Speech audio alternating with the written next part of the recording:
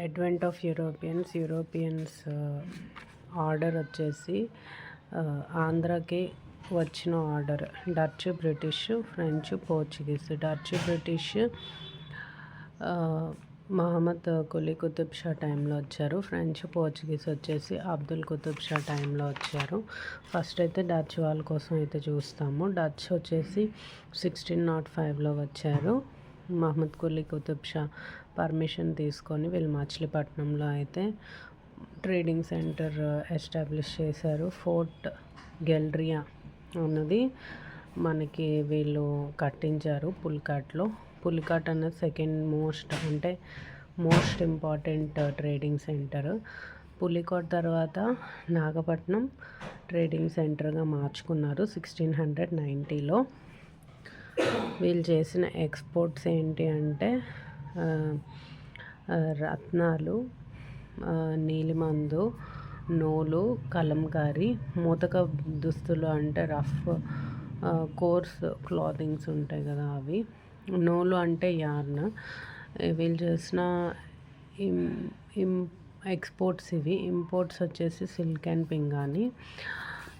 Other important trade centres వచ్చేసి నరసాపురం, భీమినిపట్నం, పాలకొల్లు, గండవరం, కొరింగాలో ఓడల నిర్మాణం జరిగేది.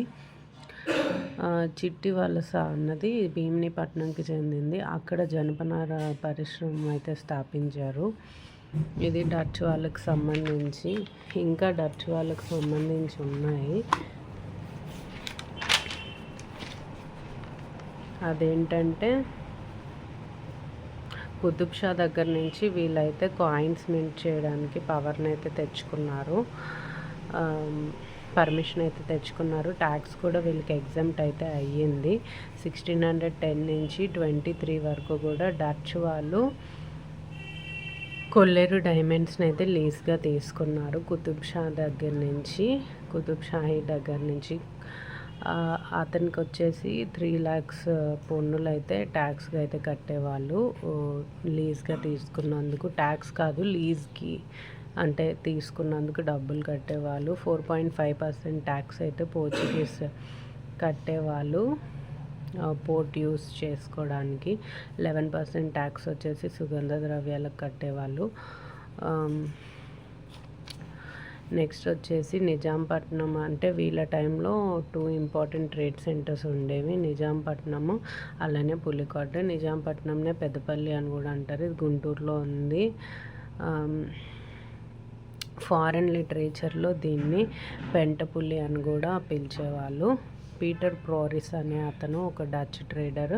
అతనైతే దీని యొక్క ఇంపార్టెన్స్ కోసం, ఈ ట్రేడ్ సెంటర్ యొక్క ఇంపార్టెన్స్ కోసం అయితే ఎక్స్ప్లెయిన్ చేయడం జరిగింది. నెక్స్ట్ వచ్చేసి పులికాట్ లేక్కి దగ్గరలో మున్నేరు పోర్ట్ ఉంది కదా. సో మున్నేరు పోర్ట్ మీదన కారేడు అనే ఒక ఇంపార్టెంట్ క్లాత్ సెంటర్ని కూడా వీళ్ళు అంటే ఉండేది అక్కడ. వీళ్ళు అక్కడి నుంచే క్లాతింగ్ అంతా కొనేవాళ్ళు. నెక్స్ట్ వచ్చేసి గన్ పౌడర్ ఇండస్ట్రీని కూడా పులికాట్ దగ్గర వీళ్ళు ఎస్టాబ్లిష్ చేశారు. గన్ పౌడర్ అన్నది పెట్లుప్పు యూస్ చేసి చేసేవాళ్ళు అనమాట. ఇది వచ్చేసి బెంగాల్ నుంచి పులికాట్కి వీళ్ళు ఇంపోర్ట్ చేసుకునేవాళ్ళు. నెక్స్ట్ మనకి బ్రిటిషర్స్ వచ్చారు డచ్ తర్వాత. బ్రిటిషర్స్ వచ్చేసి 1611లో అయితే వీళ్ళు మచిలీపట్నంలో ట్రేడ్ సెంటర్ని అయితే ఎస్టాబ్లిష్ చేసుకున్నారు. 1621లో పులికాట్ దగ్గర కూడా వీళ్ళైతే ట్రేడ్ సెంటర్ని ఎస్టాబ్లిష్ చేశారు. అలానే మూడవ వర్తక ట్రేడ్ సెంటర్ అంటే థర్డ్ ట్రేడ్ సెంటర్ వచ్చేసి 1626లో పెట్టారు. అది వచ్చేసి పులికాట్ దగ్గరలో ఆర్మగావ్ అనే ప్లేస్లో పెట్టుకున్నారనమాట. సో ఇది ఇంపార్టెంట్.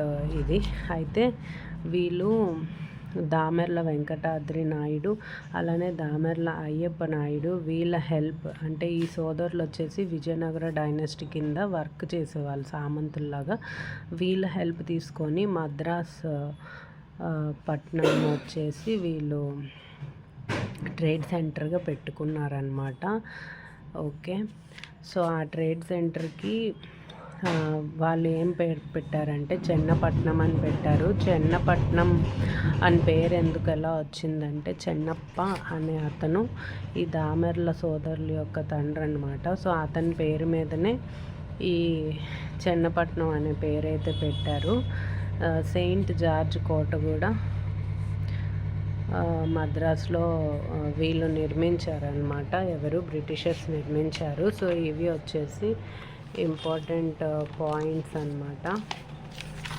ఇంకా బ్రిటిషర్స్కి సంబంధించి ఇంపార్టెంట్ పాయింట్స్ వచ్చేసి థామస్ జాయిస్, ఇతను ఈస్ట్ ఇండియా కంపెనీ ఎంప్లాయీ. ఇతనికైతే గోల్డ్ ఫర్మన్ ఇచ్చారు. గోల్డ్ ఫర్మన్ ఎవరిచ్చారంటే అబ్దుల్లా కుతుబ్ షా అనే అతను ఇచ్చారు.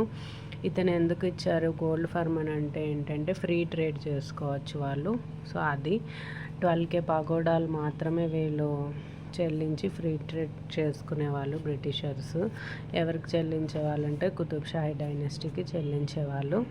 1634లో అయితే మద్రాస్ ట్రేడ్ సెంటర్ని ఎస్టాబ్లిష్ అయితే చేశారు. 1682లో విశాఖపట్నం పోర్ట్ ఎస్టాబ్లిష్ చేశారు. 1708లో ఇంజీర్ అన్నది ఇంపార్టెంట్ ట్రేడ్ సెంటర్ తూర్పుగోదావరి జిల్లాలో ఉంటుంది. ఇంజీరా అన్నది.